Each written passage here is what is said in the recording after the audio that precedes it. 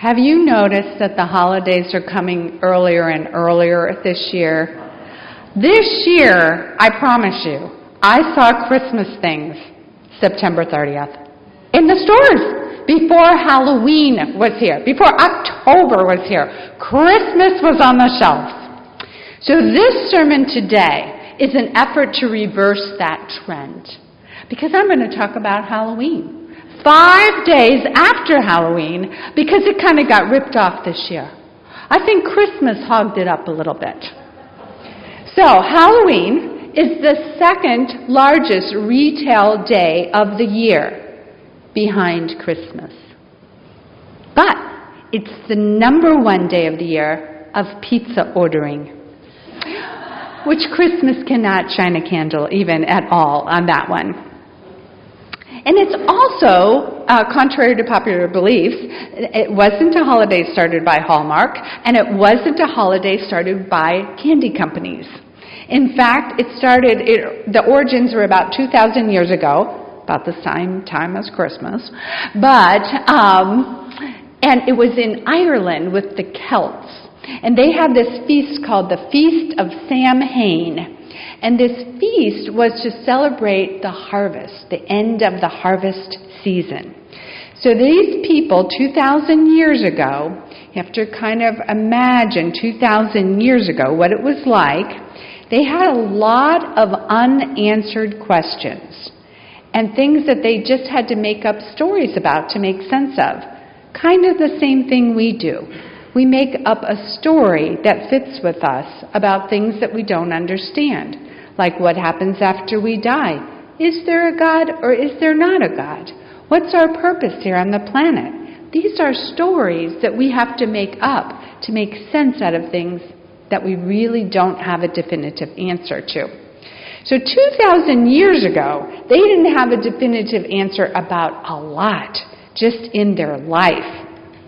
So I want you to think about what it would be like for them not having any electricity, not having the scientific advancements that we have.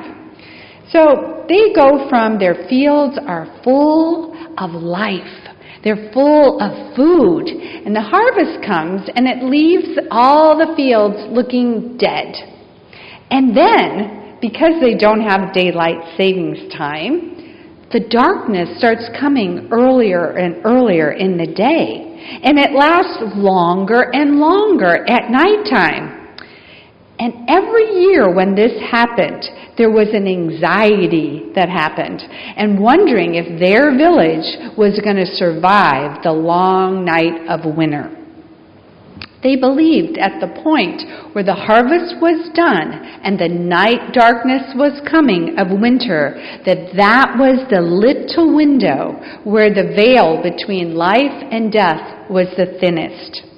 They believed on that night that the souls could return to the earth. And not only the souls of people they knew that died, family and friends, but evil spirits could come as well, ghosts and witches and goblins. The idea of the rituals that they did in this feast, the Samhain feast, was to keep those evil spirits away and to protect their village for the winter, the long winter. So they built big bonfires, that was part of the ritual every time, to scare off those evil spirits. And they wore costumes, so the evil spirits would not recognize them and would leave them alone. So I'm wondering, are you doing that?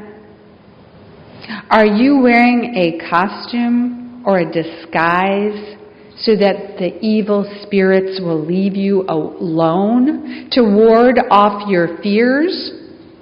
Because we do that. We do that, you know. We put on a false self in order to try to protect our vulnerable, real self.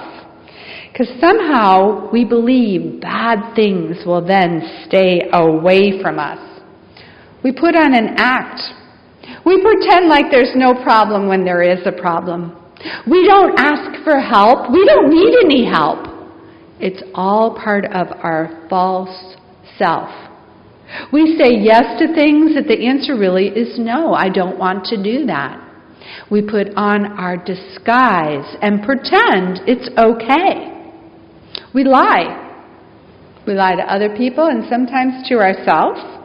And somehow we think this out of integrity self is going to keep us safe. But it doesn't work that way, does it? Because the reality is nothing haunts us more than being out of personal integrity, than being not true to the person I really am, denying ourselves, denying our wants, denying our needs, playing small. Are you playing small in this world? Pretending, putting on a costume, a disguise, hoping nobody will notice you? Hoping that the bad things will not come to you because you're protected in a costume. It doesn't work. In fact, our fears actually get bigger because we are being not true to ourselves. So the question becomes, how do we get rid of our fears? How do we move forward even though we're afraid? Without building a big bonfire and having to wear a costume everywhere we go or a disguise? Well, the simple answer is we have to dig in, pull out our courage, and turn toward the thing that we're afraid of. We have to turn toward our problems and not run away from them, but turn around and face them head on and say, I'm going to walk toward what I'm afraid of. Because if you don't do that, your problems will keep haunting you until you turn around and look them straight in the eye. Could be an addiction you're fighting. Could be, I hate my job. Could be wanting to change careers. It could be a bad relationship that you're in. It could be needing to heal an estrangement with somebody in your family or a friend. It could be facing yourself saying, you know what? I'm just wasting my time. And you have to face that longing inside of you to have purpose in your life. I have a client, those who don't know me, I'm a psychotherapist, and I have a client who graduated from school last May, and what he does all day long is play video games. He doesn't have a job. And I said, help me understand how playing video games is going to help you get a job as a chemical engineer. His parents pay to send him to therapy for me to speak the truth to him. Turn around. Look at that fear of not being able to get a job and do the work to get the job. Walk toward what you're afraid of. I want to share an example from Mira Kirschenbaum, someone that I admire and respect. She wrote the book Too Good to Leave and Too Bad to Stay. And in it she talks about your big need. Quoting Mira, obviously I'm talking about something you need in your life that's so important to you that not getting it changes the meaning of your life. I'm not talking about just another need. I'm talking about an unfulfilled life. I want to tell you Bernie's story from Mira's book. Bernie loved his life with his wife Sandy. He loved their house, he loved their kids, he loved their vacations, he loved their friends, and Sandy loved all that too. They lived high on the hog. They did a lot of things. But Bernie hated his job. He hated who he was in his job. He hated that he was selling out his soul in his job to get the lifestyle that they had. His big need was to take hold of his life and his destiny, and he thought that that would get met by starting his own business. You see, he was a sales engineer. He sold little technological instruments to different companies, and he understood how they worked, and he could teach people how they worked. But in the back of his mind, he just felt like a salesperson with an inventory to push. And worse than that, what really killed him is the stuff that he was selling didn't work that well. He could easily see himself inventing things that would help his customers more. So he decided he wanted to become an inventor. So you can imagine when he told Sandy, his wife, I want to quit my high-paying job and become an inventor and start my own business, what she said. Can you think? No way. Oh, no, that's not going to happen in our life. No way. She was scared. She didn't really believe he had whatever it took to do that. But it kept pushing inside of him to try. And she said, oh no, I can't support you in that. So Bernie stuffed it in. He stuffed it in for years. He put on a disguise. He put on a fake self. And he said, you can't really know me. You can't really see who I am because I'm hiding every day that I go to a work situation that I hate.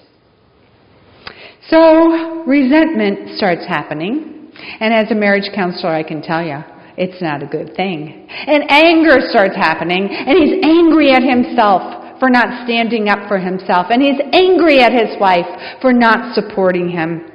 But he stuffs it in more and more.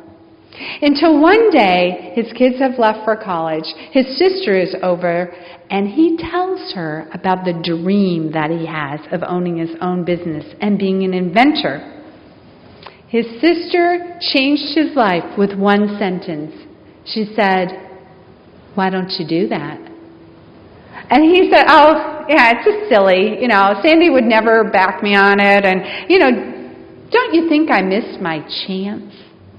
And she said, oh no, you have not missed your chance. You have to do this. You cannot let your fear rule your life.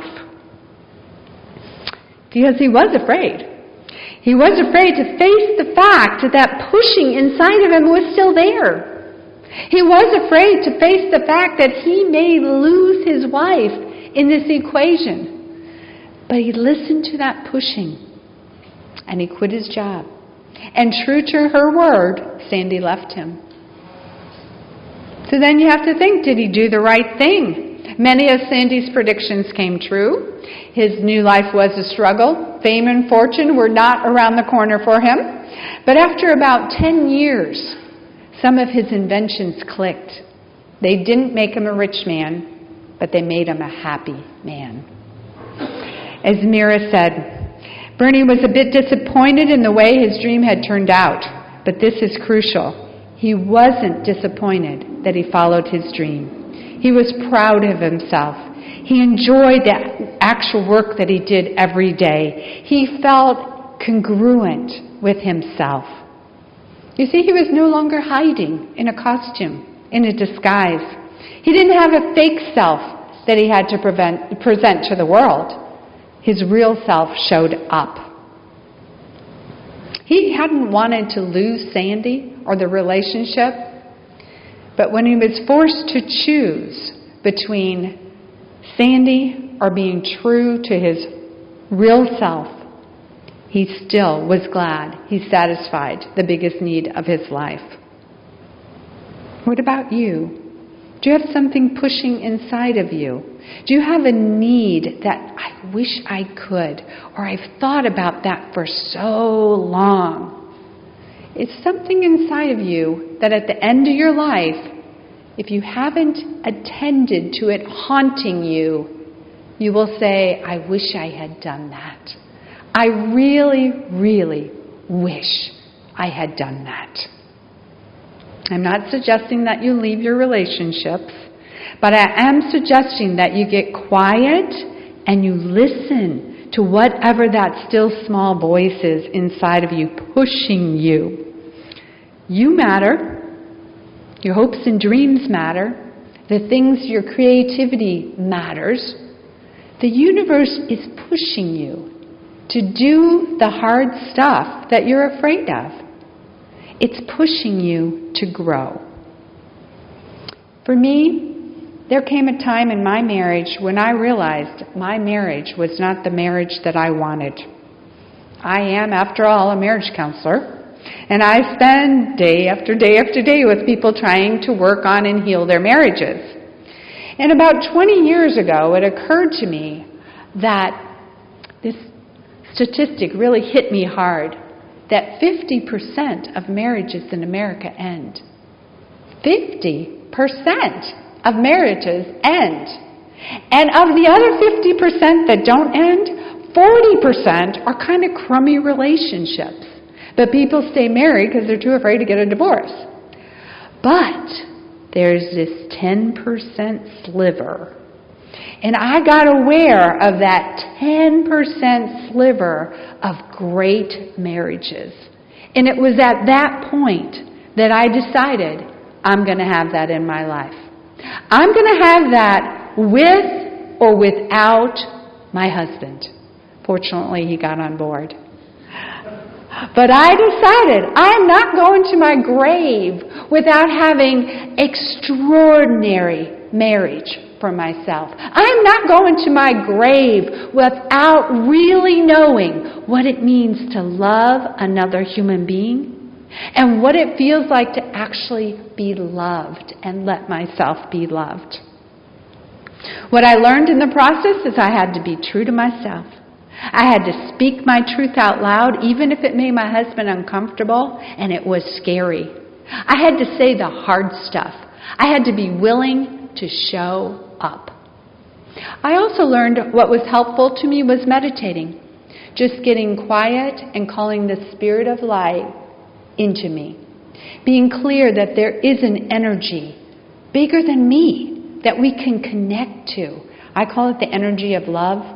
Some people call it God. Some people call it the universe. Some people call it quantum physics. I don't care what you call it. There's something that we can hook onto that can help us, empower us to be true to ourselves. Have you done that? Because I think when you do that, you can also get your big need met. You can take off your disguise, your costume, your fake self that you present to the world and have your real self show up. Because that's the one I want to meet. She's wonderful. He's wonderful. You're wonderful. To really understand that about yourself. And when you get connected to that love energy, you won't have to stay small anymore. The real you, the better version of you, actually will show up.